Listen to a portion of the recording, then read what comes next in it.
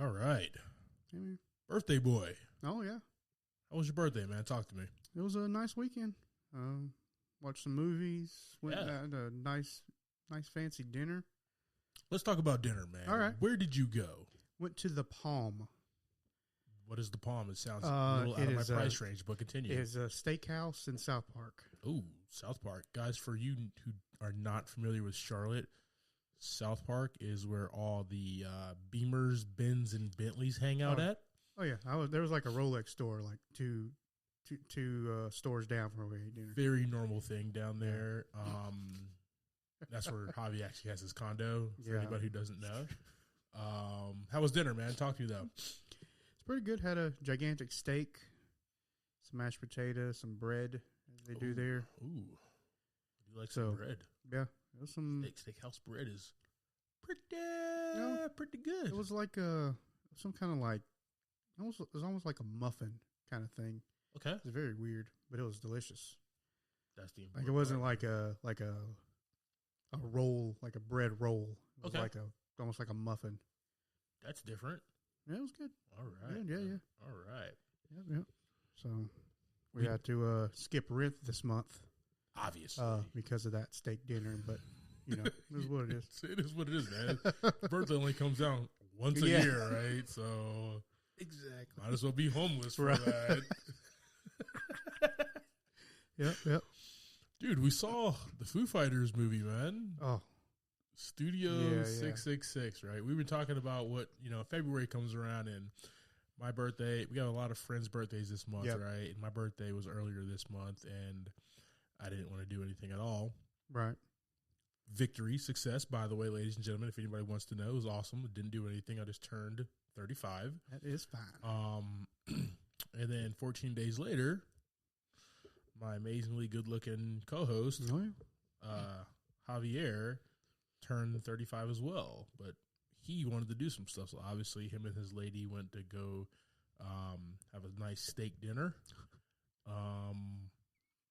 And we went, but before that, we went to go see Studio 666, man. Yep. This has been on your radar for a little bit. We talked about it on the pod a few weeks ago. Yeah. Everything that you wanted in a Foo Fighters movie? Actually, I feel like it was my expectations were kind of low. I'm not going to lie. I think, yes, I said the same exact thing. My expectations were low just because it's these guys who are musicians. And they're the main, they're not just like, it's not just like Dave Grohl directing a movie. You got a whole band that is not actors the whole movie. And it actually turned out to be a lot more fantastic than I expected. Yes. Like it really pushed the boundary of what I thought these guys were going to put out. Very practical, the whole thing, most of it. I think even like the demons and stuff were like just people in suits and stuff. It was very practical. And you can tell that it was very lower budget than like a lot of horror movies these days, right? Yeah. But that's what kind of gave it its appeal. Yeah, that's what like was part of that, and then plus the comedy aspect that they all delivered on. Oh, I loved it, man. Every one of those guys just were funny. And they delivered very well, like through the whole movie. My favorite character was Smear. He's one of the guitarists, right? He was just like, because he has this like flamboyant personality, and he kept that the entire, like, scared, not scared, sleeping on the little island in the kitchen or whatever, right? He had this personality about him. Yeah. And like as Dave was like changing, right? He didn't give a damn. No. He was still going to be him. He just wants some snacks. Yeah. That's why he slept in the kitchen, right? Because it's where the snacks are. Bro, did it not give you like Evil Dead vibes though? Yeah. I mean, I picked that up from the trailer. Yeah. But like, it's just the cheesiness was just enough to where when you saw like the practical effects or you saw blood or gore, you were like, what's going on here? Dude, when it happened, it was like over the top. Yeah. Practical. And I'm like, that's a callback. They don't do that anymore, man. Right. It was the final girl at the end of Friday the 13th when she chops off the head of Jason's mom, right? And all that blood is spewing out of her. And everything. That's just like, they don't do movies like that. Everything is CG and crap like that. This was all practical, man. It was just fun. Yeah, it was a good time. Like I said, these guys all did excellent. Just keeping that character that was them. Yeah. But then it kind of wasn't, right? Because they had to, you're going through this storyline of what the outcome of the movie ended up being, which I thought was a pretty cool little twist too at the end. Yes, the way it played out. You talking about when the two hooded people came in, and they even at the end with him by himself. Yeah, don't want to spoil it, guys. Obviously, it's still in theaters. Go see this movie, okay? I think if this is successful, not saying that he's gonna be Dave Grohl's gonna be like the next like Rob Zombie in regards to like movies and everything. I don't think anybody really can get on that Rob Zombie type level, but that's a whole different thing. Rob Zombie, that's a whole different thing. Yeah, but Dave Grohl with his comedy from the Foo Fighters and his love for horror and that stuff like that, he can deliver some more stuff. I think, and with all these guys just like putting themselves out, like I said, as just first time actors for the most part, I guess. Yeah, putting themselves out there, having a good time, and putting it all into the movie. That was so fun, so good, such a good time. Awesome, man. Fun little fact too. What's up? The song from the movie for the that they were trying to complete, or whatever, actually popped up on my playlist on Apple Music. Get out of here. Yeah, it's only like 4 minutes long on there though. It's not 43 minutes. Yeah, let me see. What was it? What do they call it? The March of the Insane by Dream Widow. Oh. Yeah, just kind of popped up in there. Nice.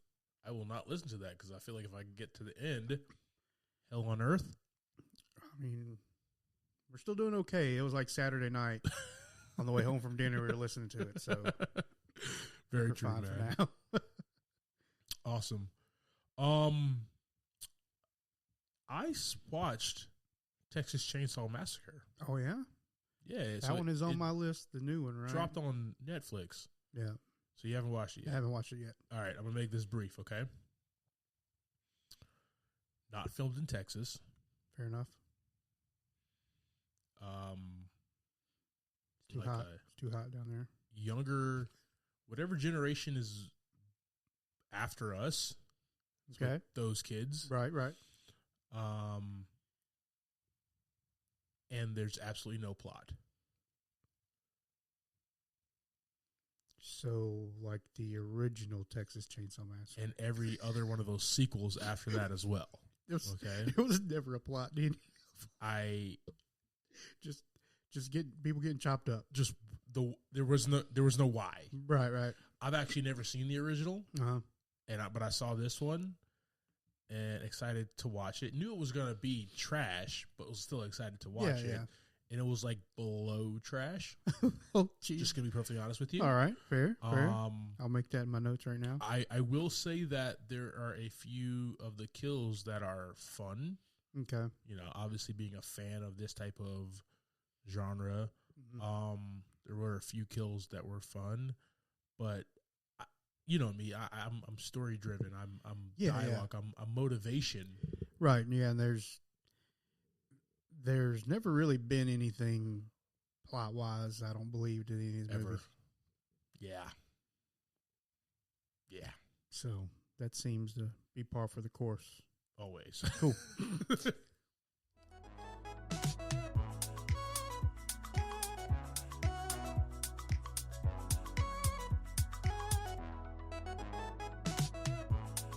Welcome to this week's episode of Movie in a Pod. I'm Clyde Smith. And I'm Javier Villalobos. On this week's episode, we are discussing the trailers for Everything, Everywhere, All at Once, Contractor, and our movie of the week, After the Sunset.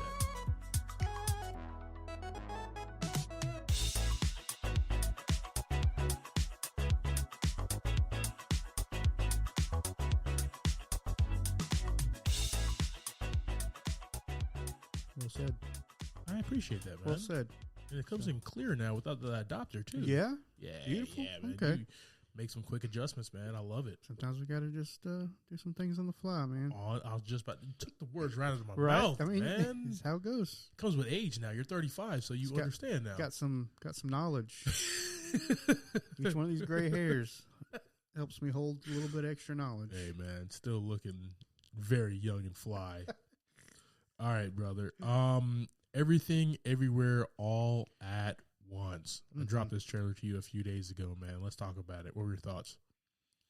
I'm not too sure, to be honest with you. I feel like it's could swing to a good movie or a bad movie real fast. Yeah.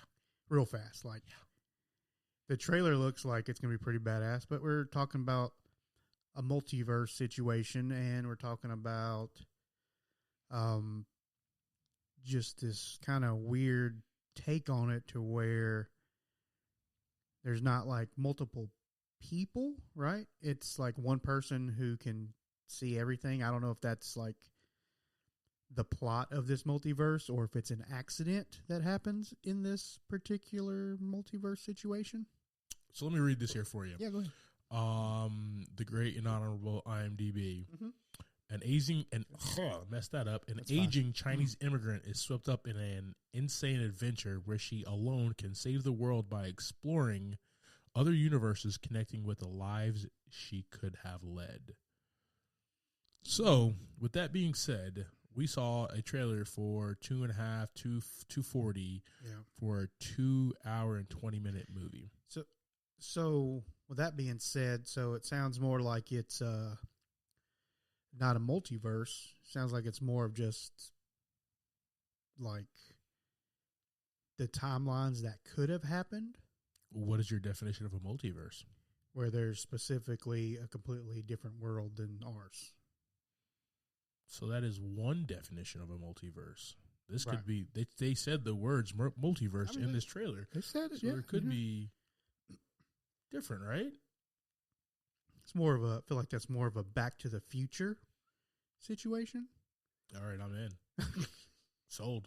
Fair enough. Let's hop in the DeLorean, baby. We'll make it happen. Yeah, I think it's, I don't know, I feel like it's different. Like it's, it alters that timeline kind of thing. Yeah. Maybe something like that. I don't know. I'm going to check it out. Yeah. So, I mean, it looks like it could be pretty good. So we have the amazing Michelle Yeoh as the lead here. It's got awesome. James Wong, Jenny Slate, Jamie Lee Curtis, a few other people in this as well. This looks like an interesting film, and maybe something we won't check in theaters, but we might have a free weekend if it's Yeah, we'll see if something else drops or was dropping around that time. March 25th is what it drops. So we'll probably see, 2 weeks after that, 3 weeks after that? Probably not. I'll just wait. Yeah, I gotcha. Yeah, man. Well, we'll go ahead and drop that on our socials for you all to check out and let us know your thoughts on that. All right, man. The sexy Captain Kirk is back with another movie, man. Chris Pine. We have a discharged U.S. Special Forces sergeant. Risks everything for his family when he joins a private contracting organization. He's joined by Jillian Jacobs, Ben Foster, Kiefer Sutherland, Eddie Marsden. A lot of good people, man. Yeah. What were your thoughts about this one, brother? I feel like this is going to be a very, up until maybe like the private contractor situation, kind of a hit for soldiers in general. Kind of a storyline that a lot of them play out. Because I believe he was honorably discharged, but he's not receiving any benefits. Yeah. So it didn't really let us know what that was about, or at least I didn't catch it. Yeah. So he's at home now. He's got family support, and he's got to figure out a way to do it. What better way than to use the skills you got to do some crazy stuff? Here we go. It doesn't sound like sounds like a good idea up front, but like as the trailer progressed, it definitely was not a good idea. Gets into some wild stuff is what it seems like, right? Yep. I get vibes, especially with Ben Foster also in this movie, and them being they're brothers in Hell or High Water and this, but it gives me Hell or High Water vibes, right? Where down on their luck, no money, need to provide. He's going to do anything it takes, until he can't anymore. Yeah. And then he has to then go on the run. Be like Jean-Claude Van Damme is what it seemed like. Like Jean-Claude Van Damme mixed with John Wick is what it seemed like, man. So I'm down for that. But I will watch it. Like Chris Pine is like, one, he's a good looking guy. Oh yeah, definitely. And he has like the most amazing blue eyes. I mean, he's one of the Chris's, right? He's one of the amazing good looking Chris's. Yes, there's so many, right? he's up there. But I'll watch anything this guy does, man. Yeah. Even like Jack Ryan's Shadow Recruit, which was a trash movie, but I watched it anyway because of him. All right, fair enough. And I was just like, dude, that's why they cast him. This movie's trash, but like, I want to see a sequel. Yeah, please do well. In my head, I'm like, I know it's not going to happen. This is not coming back around at all. No, man, but this looks dope. This is something that might catch on a Sunday matinee in a couple months. So pretty excited about this one. We'll drop this on our socials as well. Dude, we have no TV show right now that we need to watch, bro. Nope. Guys, we need your help, okay? What's up? I did start watching okay, what's up? Kanye's series that's on Netflix. You too? I started watching it. How far did you get? I got like 15 minutes into it. It was like it came on, but I was busy, so I didn't get to. If I don't settle down into it, then it's like, okay, what am I doing? Okay, so I was gonna keep that for a different time. Yeah. I definitely woke up, watched our movie of the week, right, and then watched both the episodes that are out. Okay. Well, I haven't got that far into it. I'm just gonna say the first little bit I watched. Pretty cool. Pretty cool history lesson. Really good history lesson on this guy, man. Yeah. So let's talk about that in a few weeks, man, because I think it's going to be like this limited series because the dude is still following him around with a camera. Yeah. So let's I'll get those in this week and we can talk about them next week. Awesome. Genius. I'm excited about that. All right, guys. If there's anything else that we need to watch, please let us know, man. Always drop some great ideas for us for our television time.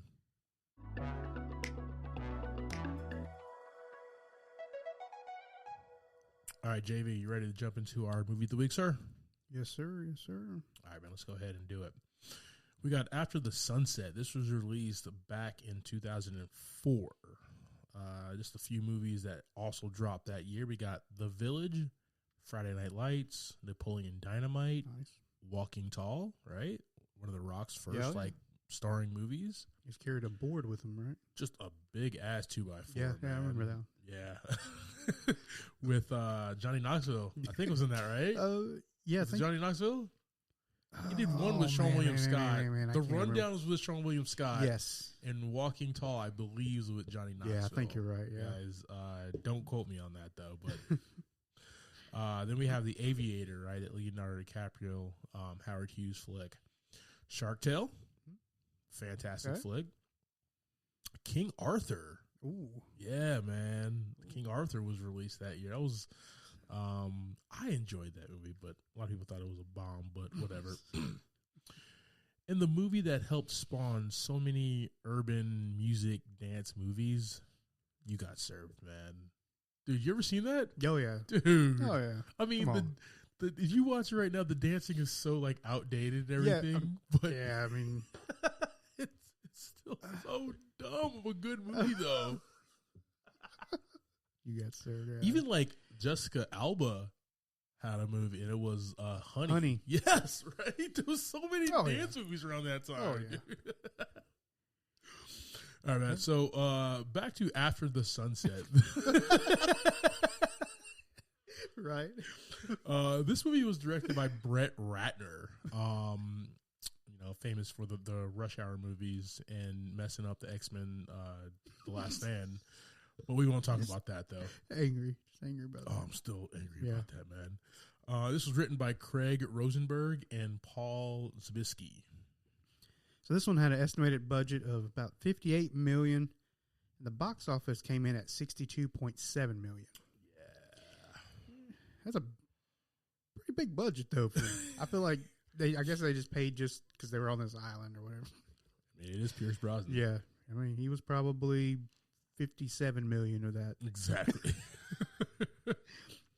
Starred in this film, we have Pierce Brosnan as Max Burdett, Selma Hayek as Lola Cirillo, Woody Harrelson as FBI agent Stan Lloyd, Don Cheadle as Henry Moore, Naomi Harris as Sophie, Troy Garrity as Luke, Oba Babatunde as Zacharias. Damn, that was really good, dude. Thank you. But bet you can't do it again. I'm not gonna. I'll retire right now. I'm retiring up top, guys. Pulling a Bill Murray in Space Jam right here. Out. Yeah. And we have Russell Hornsby as Jean-Paul Moore's bodyguard, and quite a bit of cameos. Quite a bit of cameos, man. Love the Chris Penn one as well. Right there in the beginning. What was your boy? We talked about Edward Norton and Shaq. Eddie Norton. Just right out the gate. They're all just hanging out. Yo, and I thought, like, I saw Chris Penn as that rowdy fan. Yeah. I thought he was going to be in the movie more. Like, I was like, I know that guy. Right. he was not. That's the same thing with, like, when I saw Edward Norton, because I saw him. Yeah. And I was like, okay, what we got going on? Okay. Never again. Seconds. That's it. Oh, man. All right, buddy. Like you do, brother. Go ahead and tell us what this movie's about. Give us a quick synopsis. All right. So we have a couple, Max and Lola, and they're living their retirement from thievery out on a beautiful island. Then we get introduced to Agent Lloyd, who has a little bit of history with both of them, as we learn in the movie. And he kind of stirs up Max's curiosity for this diamond. Oh, yeah. That is currently being shown on a cruise ship that's docked there at the island that they're at. Coincidence? You know, maybe not. But both of them have their own plan for this situation and their own reasons for all the things that go down through this movie. But in the end, it seems everything turns out pretty good for everybody, but except for the characters played by Henry, or the characters Henry Moore and his bodyguard. Oh, yeah. They don't. Not at all. It's not good for them at all. Everybody else is cool, though. Everybody else is cool there. Yeah, man. So let's go ahead and jump right into these characters, man. And off the top here, 007, Pierce Brosnan, man. GoldenEye. Just shirt open the whole movie. Dude, his chest was out the entire time. The whole movie. He had no reason for buttons. It's like he bought his shirts without buttons on them. Just a custom, just like 2 buttons. Yeah. From the bottom. It's like, you know how like the there's like a lot of like Hispanics in like California who like rock the button up top and then have it open at the bottom. Yeah. Pierce Brosnan said, "Nah, let's do it the opposite there." Okay. He still got his elbows upside the side. So He still got his elbows upside the side there, but so accurate for his attire. No, man. So he plays Max Burdett. Yeah. He is this master thief, and you can just tell off the bat, man. This dude is like slick. He's cool. He's confident, man. Yes. He just oozes. I mean, this dude is Remington Steele, man. This dude was James Bond, right? This dude oozes with confidence in like every scene that he is in, man. He's just super cool and super confident, and I just love that about him in this movie. Mm-hmm. But we first see him, and he's in the, he's at the Laker game, and they're tailing him and everything. Yeah. And that's when I was talking about, we see Chris Penn, and he just disappears. And then after that, man, it just escalates, right? This whole, he has all the gizmos and the gadgets. And so cool. Yeah, dude, it's just fun, but super, like, dated. I mean, it is 2004. It's like that You Got Served movie, dude. Yeah. Nobody does those dance moves anymore, right? This is what I love about watching older movies. Yeah, it's just like, what is going on? What are they doing here? It's like our most famous pod. Remember Enemy of the State? Yeah. That nobody listens to for some reason. All that technology from '98 is just outdated. Right? Yeah.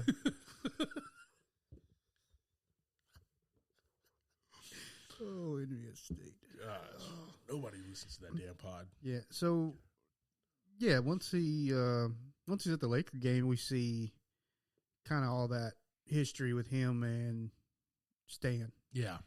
And we meet Lola as well. All this happens really quick at the beginning of the movie. But yeah, we see like the control in the car and all that stuff there too. And he's using that little controller, like that little manual with little joysticks on it and stuff to drive the car. That's so cool. But like, this is my first time watching this movie. Yeah. Right? But if it was 2004, we'd be like, yo, that is the dopest shit right there, fam. Yes. Where can I get one of those? Yeah, that's exactly where you are. That's before the iPhone dropped, you know? Yeah, you're right. That's 3 years before the iPhone. This was the coolest thing. Did you see his phone? He had a dope phone, too. Dude, he did. Okay, so he had the slide joint, right? Yeah. That was made famous, and I don't know if it wasn't the first Matrix. It might have been the second or the third one. Okay. The slide phone. Yeah. That was fire, though, dude. It was. Definitely enjoyed that, man. But no, yeah, Pierce Brosnan's character, and he is just a guy who doesn't want to settle. Nope.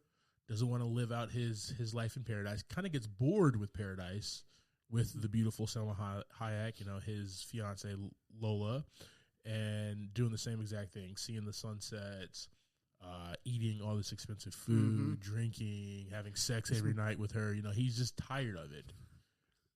He is. I mean, you're right. You're absolutely right. And because he got shot at one point in time by Lloyd and survived it, and Lola doesn't want him to do anything else. Yeah, but he wants to do. And this gimmick always gets me, man. I got one more job. Yeah, one more ride.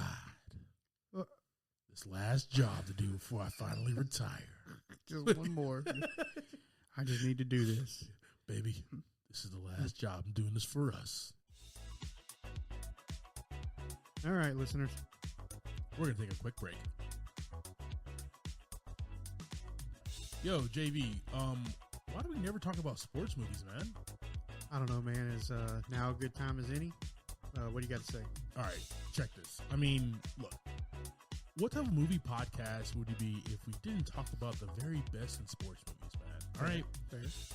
There's Rush, the racing movie, not the amazing band, but I wouldn't mind a little Neil Peart all in you. Right. Okay. Right. Then there's Moneyball, with the amazing, good-looking Brad Pitt. The sports drama about putting together a fire baseball team with as little money as possible. Right. Fantastic cast, fantastic script. It's just a great movie. Yeah. Also has Chris Pratt as a baseball player. And, of course, there's Samuel L. Jackson and Coach Carter. Yeah. He's just dropping F-bombs for like 2 hours on Channing Tatum. All right. But I digress, right. Man. What are some of your favorites? Well, Ed is one of them. Fire. The baseball playing monkey, right? Space Jam was a good one. That's a good one as well. Seabiscuit. Tobey Maguire. Yeah, exactly. Spider-Man in that one. And obviously all of the Air Buds. Obviously, Air Buds, dude. All right, brother. Well, there's always one more I want to talk about, man. It's my favorite one. I want to talk about the magic that is Remember the Titans. Oh, yes. One part football movie, one part end of school segregation error type movie, 2 parts Denzel Washington, and like 9 parts awesome. Okay? Yes. It's just a fantastic film, man. With the amazing ensemble cast that includes Will Patton, Wood Harris, Donald Faison, Ethan Suplee, Nicole Ari Parker, and a very young and at times horrible DB, Ryan Gosling. Yeah. I mean, dude was such a liability at cornerback, okay? The entire time. He really was, yeah. So is that off your chest now, Clyde? I feel good, man. Okay. Thanks for asking. Yeah, no problem, man. Appreciate you letting us hear that. You guys know the socials, though. You can hit us up and let us know about your favorite sports movies and maybe a few that we need to talk about as well. Oh, yeah.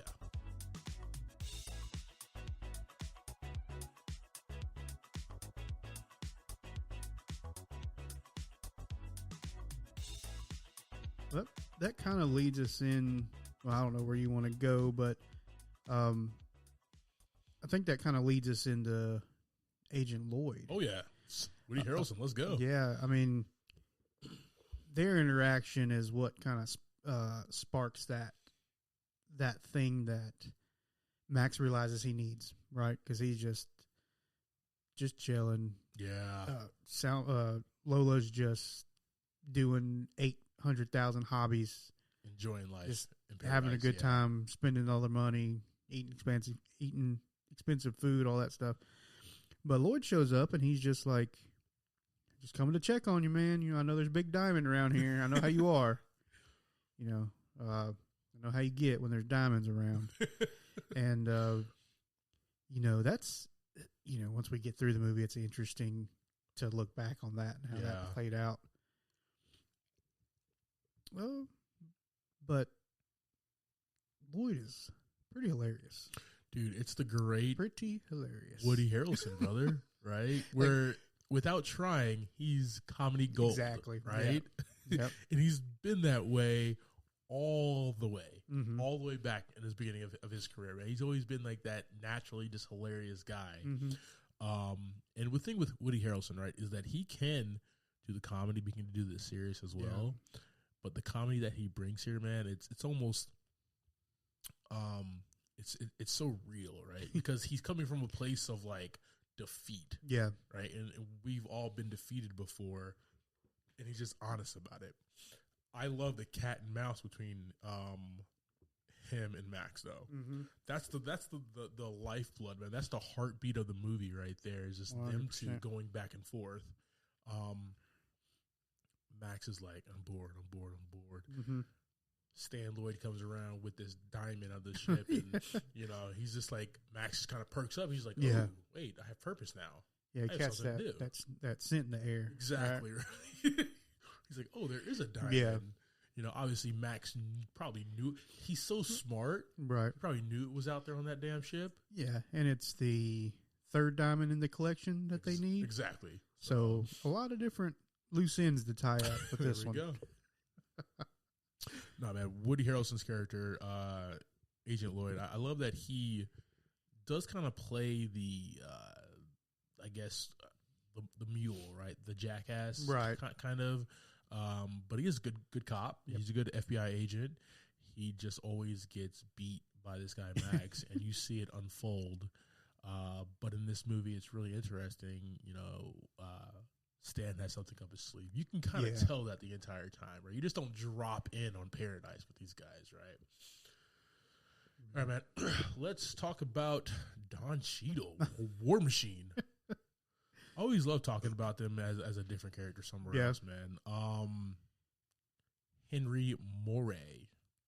The apostrophe's on the R. He added that. Is there an apostrophe there? Okay. He's actually a brother from Detroit, so it's actually Henry Moore. Oh, I got you. And he added the apostrophe. Classy. Classy. Really classy, right? Class out Paradise. You go to the Bahamas, you mix it up a little bit. Sounds a little French Creole or whatever. Yeah. Oh, yeah. It comes off as a businessman, as a straight-laced businessman who wants to do good for the community that he is now living in and a part of in the Bahamas, and obviously not the rich, high class who come down there just to vacation and like tear up the place and leave, but obviously for the locals. Yeah, man. So even though he does end up being the antagonist of the movie, you know, he's one of those guys you're like, okay, I see what you're trying to do. You're coming at it the wrong way. Right. Yeah. Right? Yeah. Right? But I feel you, Killmonger, okay? Right. I feel what you're trying to do right now. Exactly. Yeah. I feel that. Right. And so he's just he's built like an underground casino. He's really respected because I think he's giving away a lot of money, and he's good with the local police and stuff like that. Yeah. And I mean, take all that away, guys. You have one of the greatest actors, Don Cheadle.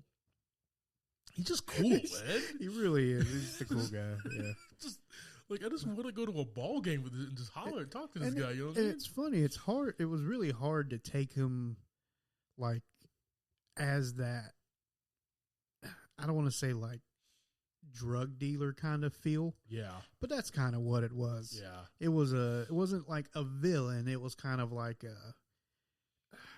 kind of right underneath that. Yeah. He's trying to do good things, like you said, but it's still going about it all in a bad way. It's just so hard to take him in like that because he's just so cool and he's so nice. When he's talking to him, he's still nice. Yeah. Like the way he speaks to Max and stuff like that, he's just being a nice guy. Just appealing to his senses and Yeah. stuff like that. He even says that at the end of the movie, I just love it. So, All right, man, let's go ahead and talk about, I don't think we've talked about her yet, but Selma Hayek. Not really. I haven't talked much about her yet. Ajax. Yeah. Ajax. Oh, yeah, man. From the Eternals here. Lola Cirillo. She is the girlfriend and accomplice and now fiance to Max Burdett, and she spends her time with him in paradise.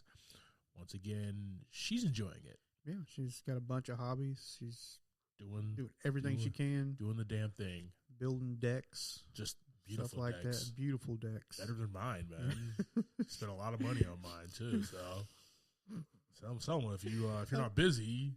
Yeah, he wakes up one morning. There's just a saw going.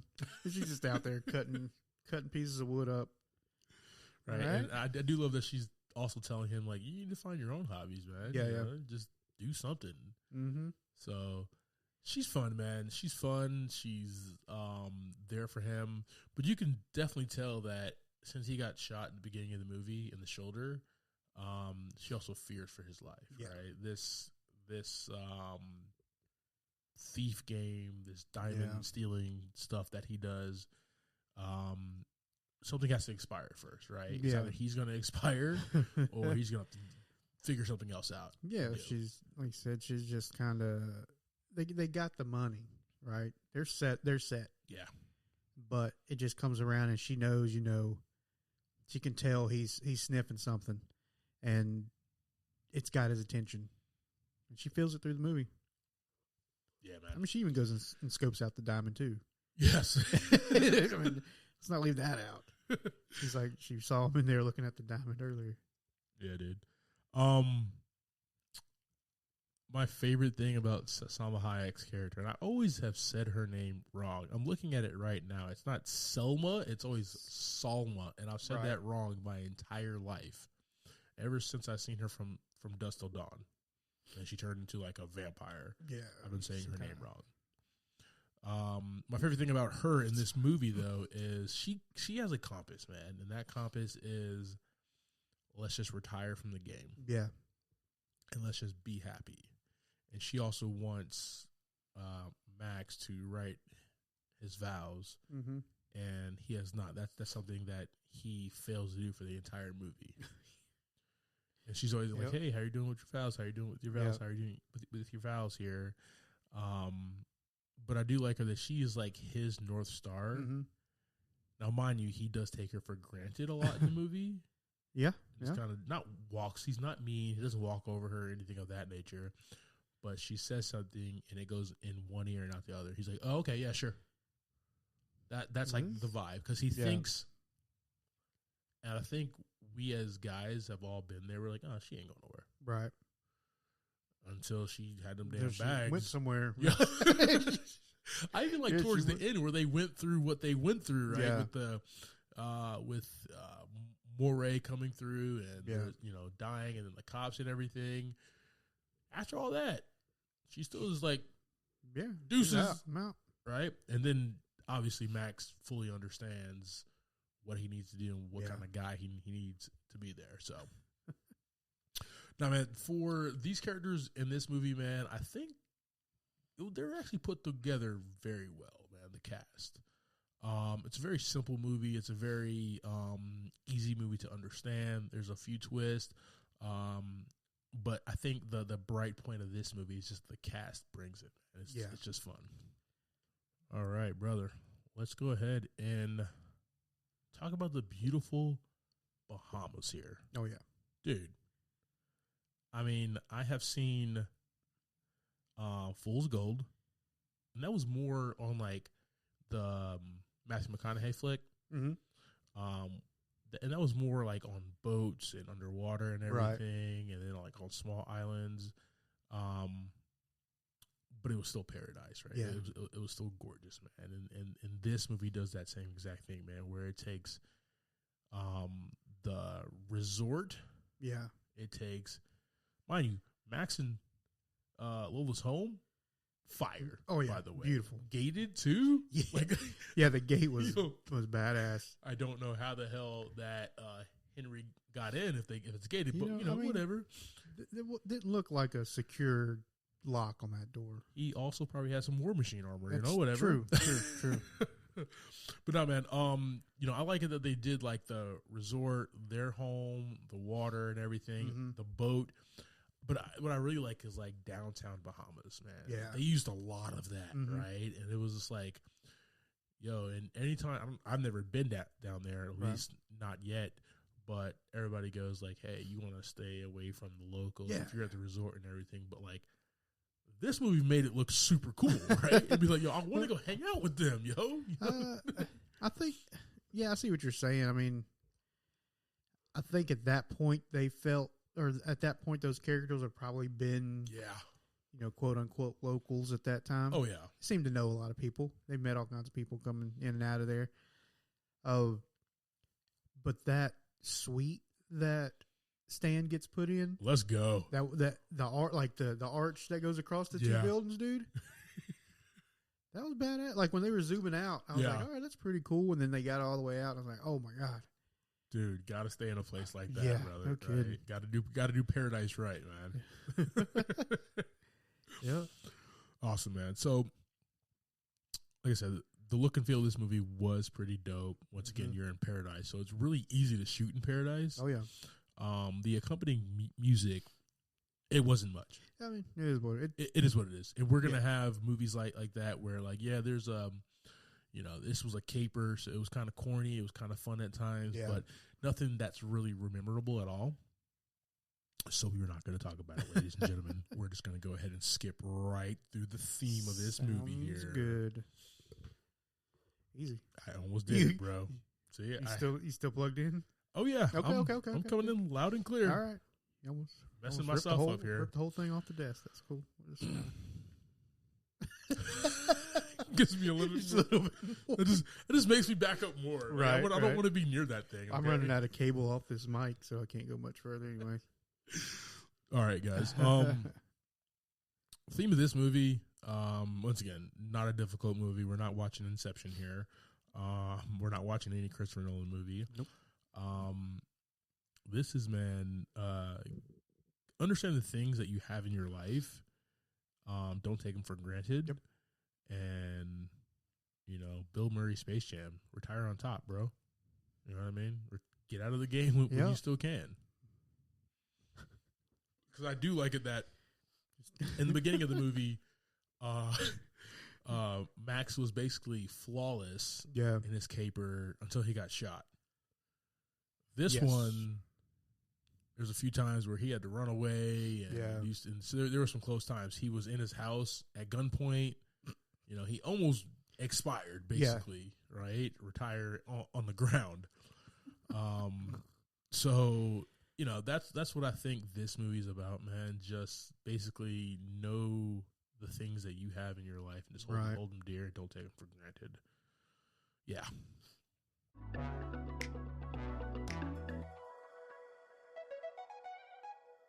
All right, JV. So that's our conversation about After the Sunset. Once again, man, not a long movie, but quick caper flick. Yeah, little heist movie. Oh yeah, little romantic comedy heist movie. Love it, man. Before we do that, before we jump into this, man, we also have a young Naomi Harris, and I forgot about that. Oh yeah, she's in there. One just phenomenal. Yeah, and plays very well off of Stan's character. Oh yeah, and just a badass cop, like more of a badass cop than Stan. Okay. Oh yeah, she's in it. Very determined here. She gets to start. She plays Moneypenny in Skyfall, the 007 movies, and does a fabulous job. Kick ass. Awesome. Yeah, man. So, what do you think about this movie, man? Talk to me. All right. So this was a pretty solid, fun movie. Oh, yeah. Great cast. I mean, you can't get too many more people that make you laugh no matter what. Yep. I mean, all of them. It just worked really well. Even Chris Penn. Yeah. As the rowdy fan. Yeah. I'm going to go ahead and give this one 3 out of 5 buckets. Yeah. It is a heist movie. We get those a lot. We have a lot of yes. heist movies. And then, we got a cool twist in the end that, when you first watch the movie, it's out of nowhere. Yeah. It was really good, I thought, the way it played out there. Fantastic cast, everything else, beautiful scenery. So 3 out of 5 buckets for me. Nice. What about you, man? Yeah, man, this one also gets 3 buckets of popcorn from me. Like I said, this was a fast, fun flick. I am a big fan of Pierce Brosnan. Anything he does, I'll just watch him. Just good, man. I literally was flipping around on HBO Max, and I saw this, and I just said, add to playlist. Is that when you text me about it? That's exactly that moment. I'm like, we're watching this movie. That is fine. Yes, right, and we're going to do this. I had no clue what I was expecting. Right. Didn't know if it was going to be good. Didn't know if it was going to be bad. It's always a good time, like you said, watching these movies from like early 2000s. For the first time, yeah. Yeah. But then aren't you, okay, I don't know about you, but like for me, I'm just like, wait, how the hell did I miss this? Yeah, there's a lot of movies that are like that just kind of came through, and I mean, it doesn't seem like it did very, very well. But I'm like, okay, so it probably just was like, yeah. So it obviously flew under the radar there, but like even, we can't do that. We don't do that now. We catch everything. We don't watch everything, but we know what's going on. Yeah, I mean, 2004. That was still a little bit junior year of high school, right? At the beginning of all of the smartphones and stuff like that, right? That was actually before that. That was before, bro. I still had that clan. I had that 40 key.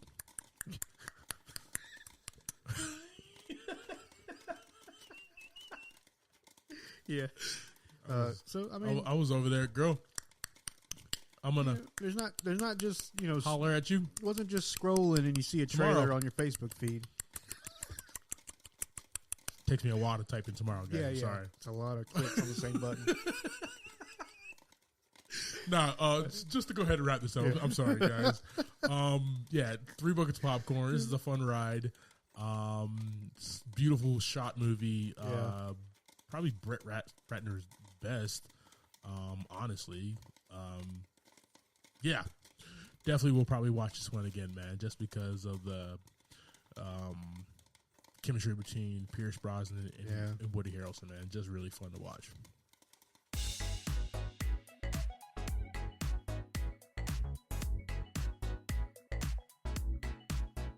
Thank you for subscribing to this week's episode, Talking Through After the Sunset. Next week, we will be talking about The Batman. And that's showing in a theater near you. Love that. I am Clyde Smith. You can find me on Twitter and Instagram as I am Clyde D. Smith. I'm Javier Villalobos. You can find me on Twitter and Instagram at Mr. J8200. Thanks, guys. Appreciate it.